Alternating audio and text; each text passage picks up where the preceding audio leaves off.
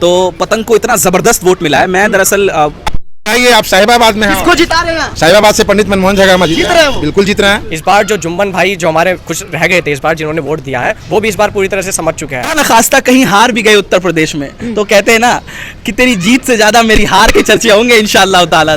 आप क्या सोचते हैं, क्योंकि एमआईएम कहीं दिख नहीं रही है? आप कैसे करें कहीं नहीं दिख रही? अगर नहीं दिख रही होती तो आप चर्चा ही नहीं करते हैं। एमआईएम आपकी जुबान आप पे हार है। के भी चर्चा में रहेंगे।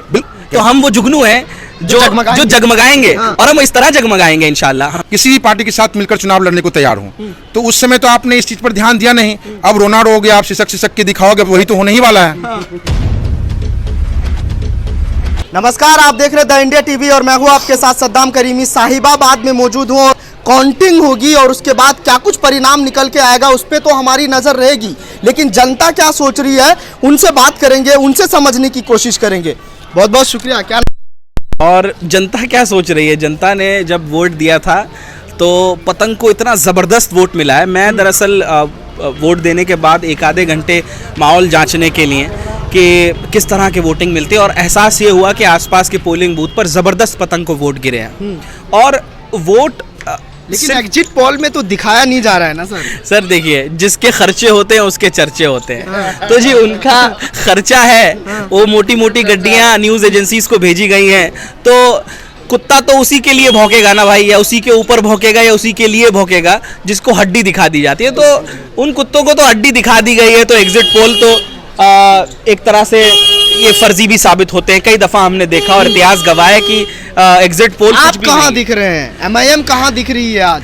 हमें जो लोग जो है ना, ये दिखता नहीं है ना अंधेरे में, है ना, लेकिन उसका मुक्का, उसका चांटा, वो मच्छर वो बहुत मजबूत होता है। जो अंधेरे के कीड़े होते हैं ना, हमें कीड़ा ही मान लो कोई बात नहीं, लेकिन अंधेरे में एक वो कीड़ा भी होता है जो जुगनू।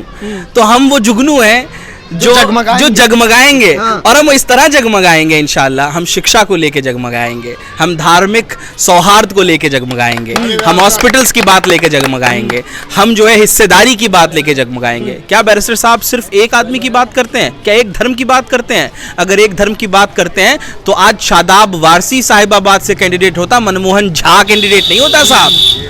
तो हमने तो सबूत दे दिया है। एग्जिट पोल में आपको दरकिनार किया गया, बेहतर नहीं होता जिसके आइडियोलॉजी से विचारधारा से करीब है, साथ में मिलकर चुनाव लड़ को हिस्सेदारी ये लोग नहीं देंगे।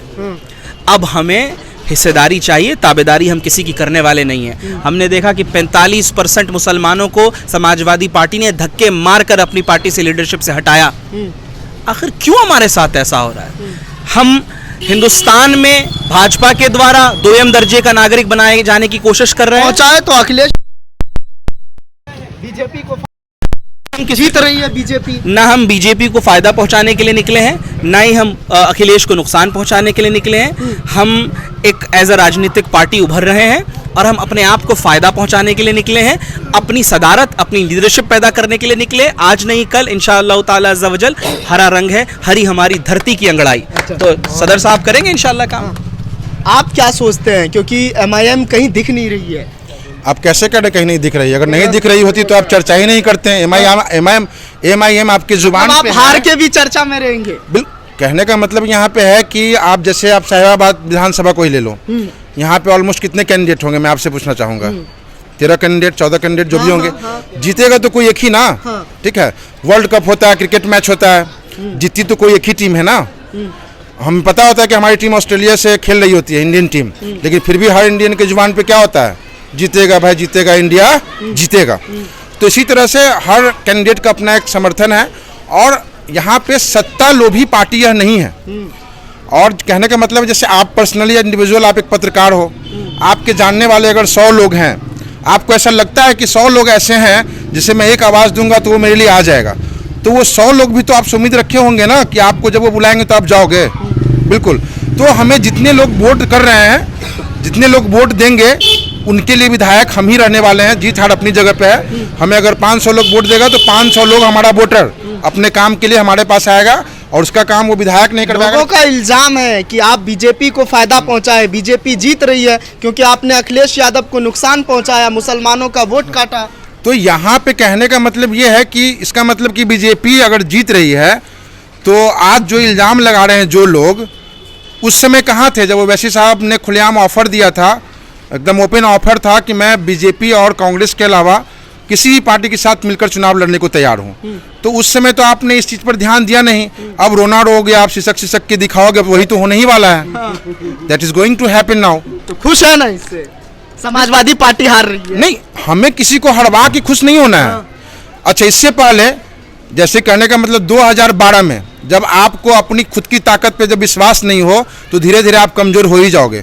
2012 में समाजवादी पार्टी की यहाँ पे सरकार थी, जहाँ तक मेरी जानकारी है तो शायद सिंगल लार्जेस्ट पार्टी थी उस समय, पूर्ण बहुमत की सरकार थी समाजवादी पार्टी की। अगला चुनाव आते आते आपको अपने ही मतलब कॉन्फिडेंस में आपकी कमी आ गई।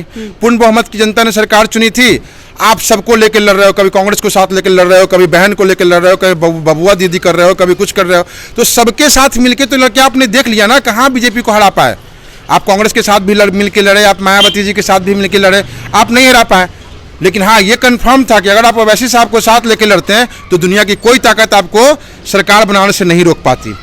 आपके पास ये ऑफर भी था, आपने इसको ठुकराया है। तो आपने इतना सुनहरा चांस अगर ठुकराया है तो उसका कुछ ना कुछ तो खामियाजा भुगतना ही पड़ेगा आपको। लेकिन यहाँ पे हम किसी को हरवाने के लिए चुनाव नहीं लड़ रहे थे। बैरिस्टर ओवैसी साहब हैदराबाद से जो यहाँ आए थे, किसी को हरवाने के लिए नहीं आए थे।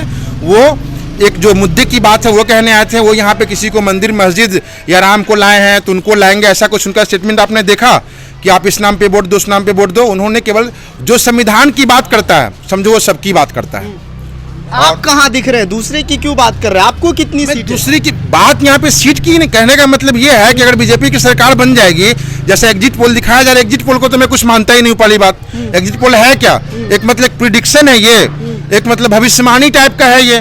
कभी सही हो भी गया तो ठीक, अगर गलत हो गया तो कल दिखेंगे नहीं कोई, सब गायब हो जाएंगे सबके सब। अगर ये गलत हो गया, कितनी बार गलत हुआ है एग्जिट पोल।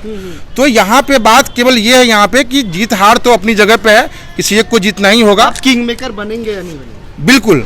अगर ऐसा परिस्थिति आता है और किसी को स्पष्ट बहुमत की प्राप्ति नहीं होती है तो ओवैसी साहब को जो सीट आएगा उसी की वजह से स्पष्ट बहुमत किसी को नहीं मिलेगा। उस परिस्थिति में ऐसा होगा कि हम किंग मेकर की भूमिका में रहने वाले हैं। हाँ, आप एक युवा हैं, आप किस तरह से देख रहे हैं? ओवैसी साहब को दरकिनार किया जा रहा है, दिखाई नहीं हैदराबाद में देख सकते हैं, यानी कि पूरे कॉर्पोरेटर जितने भी एमएलए हैं, जितने भी एमपी है, सब एक जगह रोज अपनी लगाते हैं टेबल, सब आज जनता वहाँ पे आके कार्य करती है।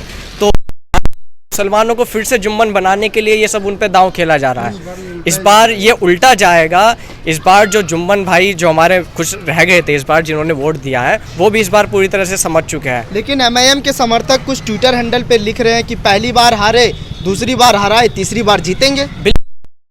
ये आप साहिबाबाद में हैं। किसको जिता रहे हैं? साहिबाबाद से पंडित मनमोहन झगामा जीत रहे हैं वो? बिल्कुल जीत रहे हैं। चलिए, नहीं जीता तो दोबारा हम कल आपसे बात करेंगे। हाँ, बिल्कुल बात कीजिएगा। ठीक है, बिल्कुल 100% बात कीजिएगा और हर हाल में हम लोग जश्न मनाएंगे। चलिए, बहुत शुक्रिया। यहाँ से साहिबाबाद से जीत दर्ज। ना खास्ता कहीं हार भी गए उत्तर प्रदेश में तो कहते हैं ना कि तेरी जीत से ज्यादा मेरी हार के चर्चे होंगे इंशाअल्लाह ताला अज़्ज़ा वजल। यहाँ तक सवाल है, इस बार जो है क्या भागीदारी परिवर्तन मोर्चा मतलब एएमआईएम जो है, हम लोग इस बार इल्जाम लगाएंगे समाजवादी पार्टी पे कि आपकी वजह से आप वोट ला के भी नहीं जीत पा रहे हो। आपने हमें हरा दिया। चलिए, बहुत शुक्रिया हमसे बात करने के लिए। तो ये हमारे साथ साहिबाबाद की कुछ जनता थी जिन्होंने सभी सवालों के जवाब दिए। उनका साफ तौर पे कहना है कि साहिबाबाद से जो पंडित मनमोहन झा है एमआईएम के प्रत्याशी, वो 40,000 वोट से जीत रहे हैं। अब देखने वाली बात होगी ये वादे और दावे कितना सच होता है, इस पर हमारी रहेगी पैनी नजर। साहिबाबाद से द इंडिया टीवी के लिए सद्दाम करीमी की रिपोर्ट। चैनल को लाइक, शेयर एंड सब्सक्राइब करें और बेल आइकन दबाना ना भूलें।